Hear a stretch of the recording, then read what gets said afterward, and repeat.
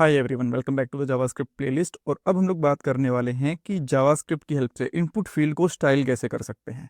अब इस चीज़ का मतलब क्या है, एक बार मैं आपको एग्जांपल के साथ दिखा देता हूँ, हल्का सा डेमो भी पता चल जाएगा कि इस पार्ट में हम लोग क्या करने वाले हैं। देन बाकी पॉइंट्स और कोड के ऊपर भी आएंगे। हमारे पास ये वाली इनपुट फील्ड है, और यहाँ पे हम लोग दूसरे इनपुट फील्ड की हेल्प से लोड वगैरह के ऊपर इस कुछ स्टाइल को चेंज करेंगे। जैसे मैं लोड करता हूँ ना, तो अभी यहाँ पे जो हम लोग टेक्स्ट डालेंगे उसका कलर हल्का सा येलोइश गोल्ड हो जाएगा। इस तरह का हम लोग कोई भी कलर चूज कर सकते हैं, ये चीज़ करेंगे।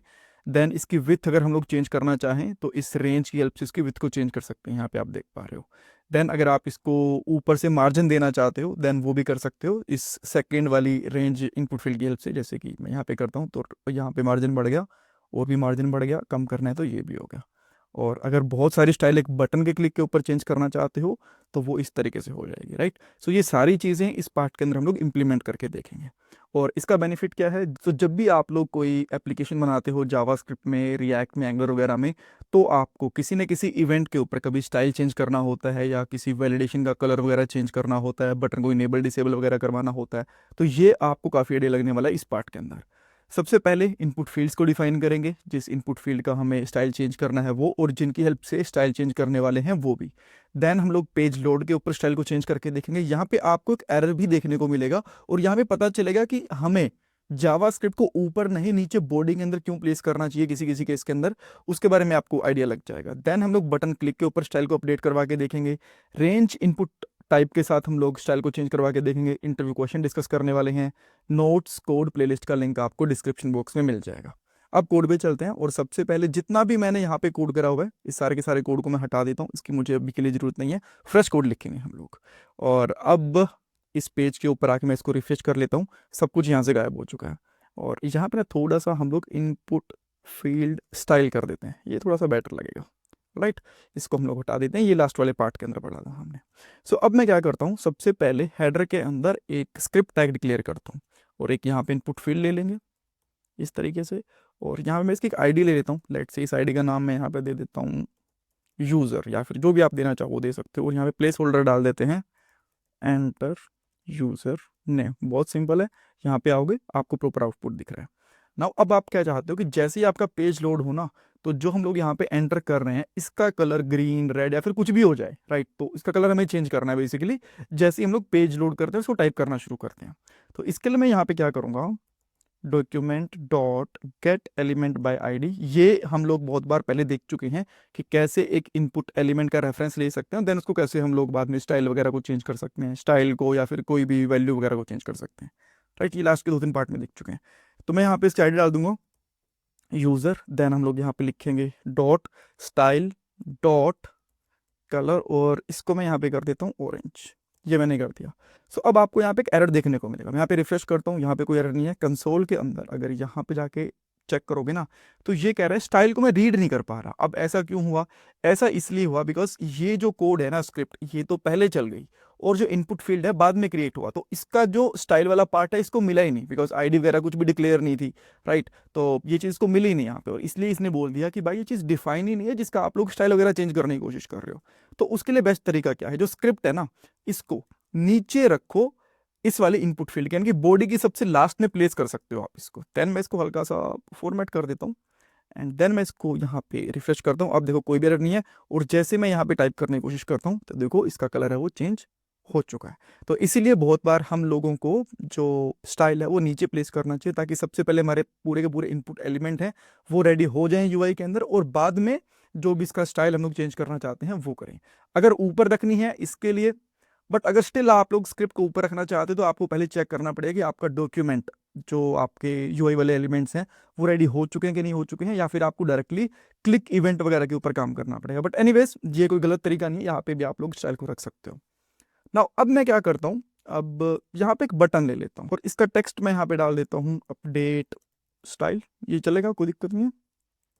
देन हम लोग यहाँ पे एक क्लिक इवेंट ले लेंगे, ऑन क्लिक, और इसके ऊपर हम लोग लिख देंगे हैंडल स्टाइल। अब ये फंक्शन मैं इसके नीचे डिक्लेयर कर देता हूँ यहाँ पे। यहाँ पे फंक्शन कीवर्ड लेंगे, इस फंक्शन को डिक्लेयर करेंगे, एंड देन हम लोग यहाँ पे कंसोल डॉट लॉग करवा लेते हैं चेक करने के लिए फंक्शन कॉल हो रहा है कि नहीं हो रहा, इस तरीके से। देन मैं यहाँ पे रिफ्रेश करूँगा, इस पर क्लिक करूँगा, तो देखो यहाँ पे हैंडल स्टाइल प्रॉपरली कॉल हो रहा है, इसमें कोई दिक्कत नहीं है।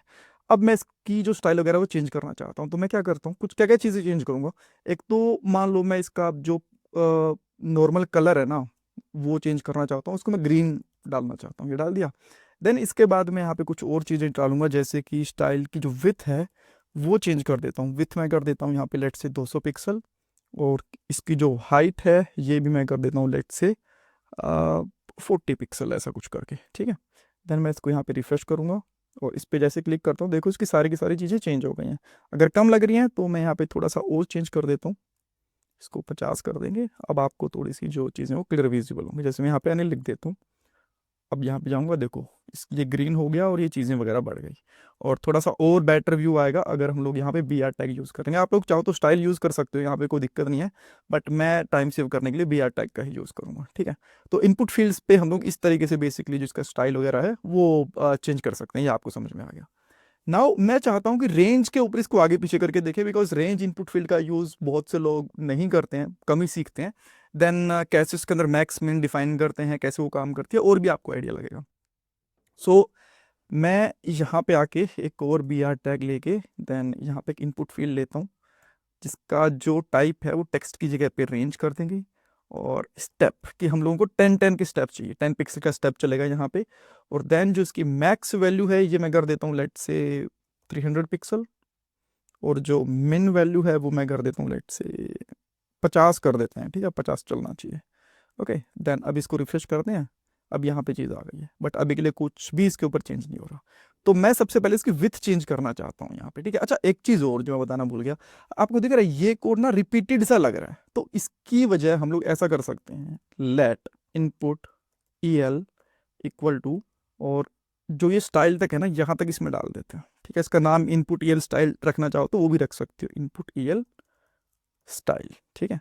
और अब मैं क्या करता हूँ, इतने की जगह पे ये प्लेस कर देता हूँ, ये एक बेटर तरीका रहेगा। सेम हमें बहुत बार बार कोड को रिपीट नहीं करना पड़ेगा, और ये बेटर है, परफॉर्मेंस के हिसाब से भी बेटर है। फिर से हम लोग फॉर्मेट कर लेते हैं, फॉर्मेटेड कोड बढ़िया रहता है। ओके, सो अब हम लोग क्या चाहते हैं कि जो इस रेंज के क्लिक के ऊपर कुछ ना कुछ चेंज हो, तो मैं यहाँ पे क्या करता हूँ, एक फंक्शन बनाता हूँ, फंक्शन का नाम करता हूँ यहाँ पे हैंडल विथ, बिकॉज मैं इसकी विथ चेंज करना चाहता हूँ, तो इसका नाम मैंने ये रख लिया। अब जो ये मेथड है इसको हम लोग ऑन चेंज पे कॉल कर देंगे, ऑन इनपुट पे चेंज कर देते हैं। चेंज जब आप लोग चेंज कंप्लीट कर लेते हो वो होता है, और इनपुट आपका पैरेलली काम करता है, ठीक है। मैं अभी दिखा भी दूंगा आपको, ऑन इनपुट, और इस मेथड को हम लोग यहाँ पे कॉल करेंगे, यहाँ पे हमें इवेंट चाहिए बेसिकली, ठीक है। तो यहाँ पे इवेंट ले लेंगे, बिकॉज क्या इसकी मैक्सिमम विथ वगैरह है तो उसके हिसाब से हमें चीज़ें चाहिए। तो देन मैं यहाँ पे क्या करता हूँ, लॉग करवाता हूँ कि अभी इसकी करंट वैल्यू क्या है। इवेंट तो हमें यहाँ पे डालना पड़ेगा ना, event dot value, right. Then मैं इसको यहाँ पे आके रिफ्रेश करता हूँ, और देखो जैसे जैसे मैं यहाँ पे करता हूँ इसकी जो करंट वैल्यू है मुझे वो मिलती जा रही है। परफेक्ट, तो अब मैं इसकी जो करंट वैल्यू है यहाँ पे क्या कर लेता हूँ, let with equal to this, and plus करके यहाँ पे पिक्सल भी डालना पड़ेगा, ठीक है, ये डाल देता हूँ। और अगेन ये इनपुट फील्ड का हम लोग स्टाइल ले लेंगे, यहाँ पे उसको कॉपी कर लेता हूँ, और विथ को हम लोग यहाँ पे डाल देते हैं। हाँ, विथ, ठीक है, विथ इक्वल टू विथ, ठीक है। अब यहाँ के आप आके इसको रिफ्रेश करते हैं, एंड ओके, चेंज नहीं हुआ। लेट मी सी ऐसा क्यों हुआ। अच्छा, नहीं करेगा ना, सही बात है। यहाँ पे डॉट स्टाइल तो हम लोगों ने लिखा ही नहीं, ये तो इंपॉर्टेंट चीज़ थी ना। इसको रिफ्रेश करता हूँ, एंड अभी आप देख सकते हो, देखो इसकी विथ है वो बढ़ रही है, कम हो रही है, बढ़ रही है, कम हो रही है, ठीक है। अब मैं इसी तरीके से एक और यहाँ पे रेंज टाइप लेता हूँ, थोड़ा सा स्पेस यहाँ पे करेंगे, और जो ये रेंज है इसकी वैल्यू भी, चलो ठीक है, मैं इसकी वैल्यू 0 से शुरू करके 100 तक रख लेता हूँ बेसिकली, ठीक है। और यहाँ पे करूँगा हैंडल मार्जिन, एक फंक्शन बनाते हैं हैंडल मार्जिन करके, राइट। सो यहाँ पे फंक्शन लेते हैं हैंडल मार्जिन, और इसको थोड़ा कॉपी कर लेते हैं, इसकी ज़रूरत नहीं है, कंसोल की ज़रूरत नहीं है हमें। जब भी आप लोग कोड प्रोडक्शन में डालते हैं तो आपको कंसोल वगैरह को रिमूव कर देना चाहिए, उनकी ज़रूरत बेसिकली नहीं होती है। सो विथ की जगह पे मैं यहाँ पे कर देता हूँ मार्जिन टॉप, और यहाँ पे कर देंगे डॉट मार्जिन टॉप, और मार्जिन टॉप के अंदर भी ठीक है, हमें सेम वेरिएबल का नाम भी हम लोगों ने सेम रखा है, ठीक है। देन मैं इसको रिफ्रेश करूंगा। अब देखो जैसे मैं यहाँ पे क्लिक कर रहा हूँ तो नीचे नीचे लेके आता जा रहा है, यहाँ पे आप देख पा रहे हो, ठीक है। बट मैं चाहता हूँ कि जब मैं इसको छोड़ दूँ ना तब ये ऊपर नीचे लेके आके जाए, जैसे कि मैं यहाँ पे इसको छोड़ता हूँ तब ये तो साथ के साथ ही करता जा रहा है, राइट। तो इसके लिए आप लोग यहाँ पे ऑन चेंज ये वाला इवेंट यूज़ करो। इसको मैं रिफ्रेश करूंगा। अब देखो अभी तक ये काम नहीं करेगा, जस्ट मैं छोड़ दूंगा, देखिए मैंने यहाँ पे आके छोड़ दिया, देखो अब काम कर रहा है। सो ये एक डिफरेंस होता है on change and on input के ऊपर, एंड ये क्वेश्चन इंटरव्यूज के अंदर भी पूछा जा सकता है। सो यहाँ पे आपके बहुत सारे इंटरव्यू क्वेश्चन क्लियर होते हैं कि आपको जो स्क्रिप्ट है वो बॉडी टैग के अंदर रखनी चाहिए कि नहीं रखनी चाहिए और कब रखनी चाहिए। देन रेंज कैसे डिक्लेयर करते हैं, उसकी मैक्स मिन वैल्यू को कैसे गेट करते हैं, यहाँ पे आप देख सकते हो। देन कैसे उसका स्टाइल चेंज कर सकते हैं, बटन क्लिक पे स्टाइल कैसे चेंज कर सकते हैं, ये इंटरव्यू क्वेश्चंस बनते हैं। और जो कोड है वो आपको द कोडिंग skills.com पे मिल जाएगा, लिंक आपको डिस्क्रिप्शन बॉक्स में प्रोवाइड करवा दिया गया है पूरी प्लेलिस्ट का। एंड आफ्टर दैट अगर आप लोग मेरे से टॉप मिड पे कनेक्ट करना चाहते हो देन मोर देन वेलकम। आप लोग करियर के रिगार्डिंग कंसल्ट कर सकते हो, जॉब के रिगार्डिंग कंसल्ट कर सकते हो, रिएक्ट के मॉक इंटरव्यूज़ देने हैं आपको, नोड जेएस के मॉक इंटरव्यूज़ देने हैं, रिज्यूमे रिव्यू करवाना है, तो आप लोग किसी भी चीज़ के लिए कनेक्ट कर सकते हो, right. Thank you so much for watching this part guys.